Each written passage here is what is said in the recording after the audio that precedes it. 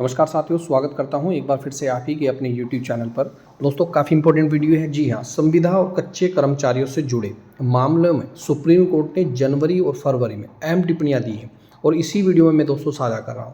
अदालत ने दोस्तों साफ कहा, यदि कोई संविदा कर्मचारी स्वीकृत पद पर यानी कि सेनेटोनाइट पोस्ट पर उचित चयन प्रक्रिया के बाद नियुक्त हुआ है और 10 साल या उससे अधिक समय से लगातार काम कर रहा है और ऐसे मामलों में उसके नियमितीकरण यानी कि रेगुलराइजेशन पर विचार किया जा सकता है। बशर्ते कोर्ट ने यह भी कहा है कि सरकार द्वारा बार बार अनुबंध बढ़ाकर कर्मचारियों से लंबे समय तक काम लेना, उन्हें नियमित करना कई मामलों में संविधान के आर्टिकल 14 समानता के अधिकार के खिलाफ माना जा सकता है। और ये जो वीडियो दोस्तों बनाई जाती है आप लोगों के लिए बनाई जाती है, जानकारी के लिए बनाई जाती है। तो हाथ जोड़कर आप लोगों से विनती है दोस्तों, ये कंजूसी करना छोड़ दो। इस चैनल को दोस्तों सब्सक्राइब कर लो। सब्सक्राइब करने में दोस्तों आप ही का ही फ़ायदा है। कई बार दोस्तों हमें बहुत दुख होता है कि हम इतना अच्छा कंटेंट लेकर आते हैं, इतनी अच्छी जानकारी लेकर आते हैं और बहुत सारे फैक्ट्स आपको बताते हैं, लेकिन दोस्तों निष्कर्ष क्या निकलता है? जीरो। क्योंकि आप लोग शेयर नहीं करते, वीडियो स्टेटस पे नहीं लगाते, ग्रुप में शेयर नहीं करते, अन्य सोशल मीडिया प्लेटफॉर्म पे शेयर नहीं करते और ना ही दोस्तों आप वीडियो को देख लेंगे और चैनल को सब्सक्राइब नहीं करेंगे। उससे दोस्तों हमें कोई नुकसान नहीं है, आप ही का नुकसान है। क्योंकि आने वाली कोई भी वीडियो आप नहीं देख सकते जब तक आप चैनल को सब्सक्राइब नहीं करेंगे। तो गलती से अगर कोई वीडियो आप तक पहुंच जाती है तो आप देख लेते हैं, लेकिन अगर रेगुलर आपको वीडियो हमारी चैनल पर देखनी है तो आपको सब्सक्राइब करना ही होगा। देखिए दोस्तों, हालांकि सुप्रीम कोर्ट ने स्पष्ट किया है कि समान काम के लिए समान वेतन का सिद्धांत हर संविदा कर्मचारी पर स्वतः लागू नहीं होगा। देखिए, हर स्वतः कर्मचारी पर लागू नहीं होगा, लेकिन जिन पर लागू होगा उनकी मैं बात कर रहा हूँ। यदि उनकी भर्ती प्रक्रिया, योग्यता और सेवा शर्तें नियमित कर्मचारी से अलग हैं तो उन्हें नियमित कर्मचारी के बराबर वेतन और लाभ देना जरूरी नहीं है, कुछ शर्तों में। लेकिन आगे देखिएगा, ठेकेदार के माध्यम से लगे कर्मचारी को अलग नियम। अदालत ने यह भी कहा कि जो कर्मचारी ठेकेदार या तीसरी पक्ष एजेंसी यानी कि थर्ड पार्टी सर्विस प्रोवाइडर के माध्यम से नियुक्त किए गए हैं, उन्हें नियमित सरकारी कर्मचारी के समान दर्जा और वेतन नहीं दिया जा सकता। हालांकि इसमें कई सारे क्लोज भी हैं, इसका मतलब ये नहीं कि नहीं दिया जा सकता तो नहीं दिया जा सकता, इसमें क्लोज भी है। सुप्रीम कोर्ट के अनुसार ऐसा करने से सार्वजनिक भर्ती या पब्लिक रिक्वायरमेंट प्रोसेस के नियमों का उल्लंघन हो सकता है।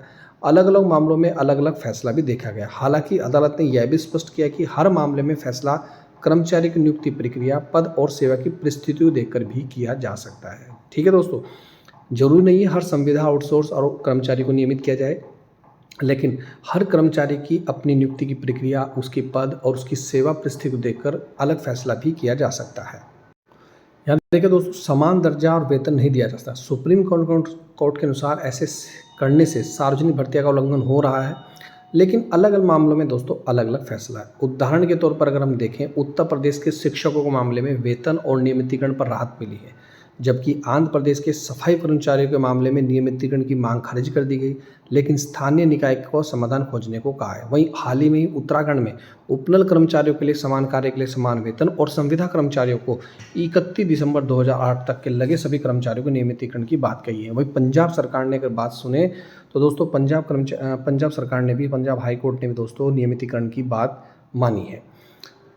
अब है दोस्तों क्या फैसले का मतलब है। सुप्रीम कोर्ट के हालिया रुख से दोस्तों स्पष्ट हुआ कि केवल लंबी सेवा ही नियमितीकरण का आधार नहीं है। सबसे महत्वपूर्ण है कि नियुक्ति की प्रक्रिया क्या है, स्वीकृत पद पर कार्य वो कर रहा है और कब तक कर रहा है, उसके पास प्रूफ होना चाहिए, सेवा की अवधि और परिस्थितियाँ।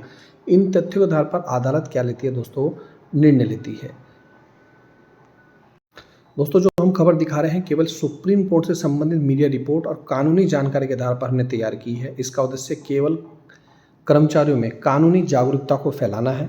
अगर मैं बात करूं दोस्तों 8 पे कमीशन की, यहाँ देखिए भारत सरकार ने एक जियो जारी किया है, ये भी पढ़ना जरूरी है। 3 नवंबर 2025 के संकल्प द्वारा 8वें केंद्रीय वेतन आयोग का गठन किया है, जिसकी वेबसाइट आप देख ही रहे हैं। 8वें वेतन में कर्मचारियों का पेंशन, संघ, यूनियन, जितने भी इच्छुक व्यक्ति हैं अपने विचारणीय विषय के अनुसार ज्ञापन अभ्यावेतन आमंत्रित करता है। ये MyGovernmentGeo.in पर उपलब्ध है।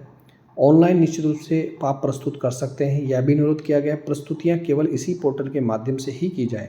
ज्ञापन अभ्यावेतन हार्ड, भौतिक, ईमेल, PDF पर आयोग द्वारा विचार नहीं किया जाएगा। 30 अप्रैल 2026 तक आप सभी अपने आवेदन दे सकते हैं, जो भी आपके विचार हैं। ये सब मैं इसलिए बता रहा हूँ दोस्तों, जब 8 पे कमीशन लग रहा है, कर्मचारियों की सैलरी बढ़ रही है, तो दोस्तों फिर आउटसोर्स संविदा कर्मचारियों की सैलरी क्यों नहीं बढ़ रही है? दोस्तों जिन्होंने 10 वर्ष या उससे अधिक की निरंतर सेवा पूरी कर ली है, जिनकी नियुक्ति अवैध यानी कि इलीगल नहीं है, ये प्रूफ हो जाता है, बल्कि केवल अनियमित इरेगुलर थी, यानी कि वे योग्य तो थे, पद पर मौजूद थे, लेकिन चयन प्रक्रिया में मामूली क्या थी, कमी थी। तो और जो अदालत के किसी अंतरिम आदेश स्टे ऑर्डर के सहारे नौकरी में नहीं बने हुए थे। तो निष्कर्ष ये है दोस्तों, उमा देवी निर्णय में सरकारी रोजगार में एडहॉक की संस्कृति पर लगाम लगाई है। फैसला आज भी सरकारी विभागों के लिए एक सख्त अनुस्मारक है कि वे स्थायी पदों को अस्थायी नियुक्तियों के माध्यम से नहीं भर सकते। वहीं उन लाखों संविदा और दैनिक भोगी कर्मचारियों के लिए एक बड़ी कानून चुनौती ये भी है, अपनी लंबी सेवा के बावजूद नियमितीकरण की उम्मीद लगाए बैठे हैं। इस निर्णय के बाद से नियमितीकरण के किसी भी दावे को अब अंततः कड़ी शर्तों उमा देवी अपवाद को पूरा करना अनिवार्य हो गया है। तो हर मामले में उमा देवी केस लाना सही नहीं है, और हर मामले में ये कह देना कि भाई कि आप नियमित नहीं हो सकते, तो ये भी सही नहीं है। हर केस की अपना एक पहलू है, वो परिस्थितियाँ हैं कि उसकी तत्समय जो भर्ती हुई थी वो रेगुलर थी, पद के सापेक्ष थी, उस समय आपकी योग्यता वही धारित थी या नहीं, कई चीज़ें दोस्तों डिपेंड करती है। लेकिन दोस्तों उसमें कई सारी चीज़ें हैं। अदालतों का ये भी मानना है यदि काम स्थायी प्रगति का है, कर्मचारियों को सालों तक आपने ऐड हो गया कच्चे आधार पर रखना भी, उन्हें ब्रेक दे देना मौलिक अधिकारों का कहीं ना कहीं हनन है। तो सीधी सी बात है, आप कमेंट करके बताइए कि आप कहाँ नौकरी कर रहे हैं, कितने साल हो चुके हैं, काम की क्या प्रगति है, पद के सापेक्ष आए थे या नहीं थे। तो दोस्तों तभी पता चल पाएगा कि आप नियमितीकरण के लिए अप्लाई कर सकते हैं, क्या आपका नियमितीकरण सरकार मतलब कोर्ट कर सकता है, नहीं कर सकता है। अगर उत्तराखंड की बात करें तो वर्तमान में सन 2008 के लगे जितने भी स्थायी कर्मचारी हैं और संविदा बेस पे सबको यहाँ पर नियमितीकरण कर दिया गया है। वहीं आउटसोर्स की दोस्तों लड़ाई जारी है।